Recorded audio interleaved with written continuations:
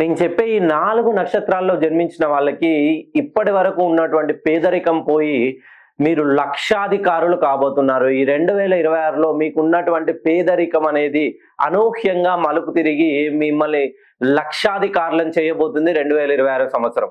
ఎవరైతే వృశ్చిక రాశి అనురాధ నక్షత్రంలో జన్మించారో, ధనస్సు రాశి మూలా నక్షత్రంలో జన్మించారో, మకర రాశి ఉత్తరాషాఢ నక్షత్రంలో జన్మించారో, కుంభరాశి శతభిష నక్షత్రంలో జన్మించడం.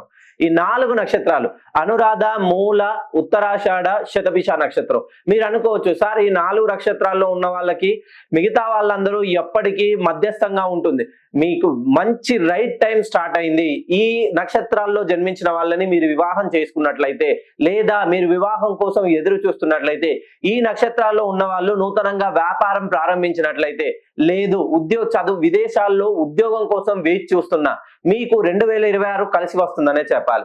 ఎందుకనంటే 2026 అంటే రవికి సంబంధించిన నంబరు. ఖచ్చితంగా ఎవరి జీవితంలోనైతే ఇప్పటి వరకు కష్టాలు కష్టపడి కష్టానికి తగ్గట్టుగా ప్రతిఫలం లేదో, ఈ చెప్పినటువంటి 4 రాశుల వాళ్ళు వృశ్చిక, ధనస్సు, మకర, కుంభరాశి, దీంట్లో మెయిన్ గా అనురాధ నక్షత్రంలో జన్మించిన వాళ్ళు, మూలా నక్షత్రంలో జన్మించిన వాళ్ళు, ఉత్తరాషాఢ నక్షత్రంలో జన్మించిన వాళ్ళు, శతభిష నక్షత్రంలో జన్మించిన వాళ్ళు, ఈ 4 నక్షత్రాల్లో జన్మించిన వాళ్ళు ఎలా ఉంటారంటే వీళ్ళు కామ్ గా ఉంటారు.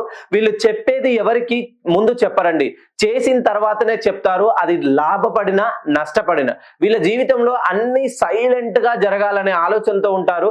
కానీ వీళ్ళు ఏ ఒక్క చిన్న మిస్టేక్ చేసినా మొదటికే వచ్చి మోసం అవుతుంది. వీళ్ళు పెట్టిన పెట్టుబడి అంతా నష్టపోతారు. మెయిన్ గా మధ్య పార్ట్నర్షిప్ బిజినెస్ లో ఉన్న వాళ్ళు ఒక్కసారి మీ పేరులోని సంఖ్యాబలాన్ని సరిచేయండి. ఖచ్చితంగా సంఖ్యలతోనే మీ చేతి తలరాతలు నుదిటి రాతలు మార్చే శక్తి చేతి రాతలతోటే ప్రారంభమవుతుంది.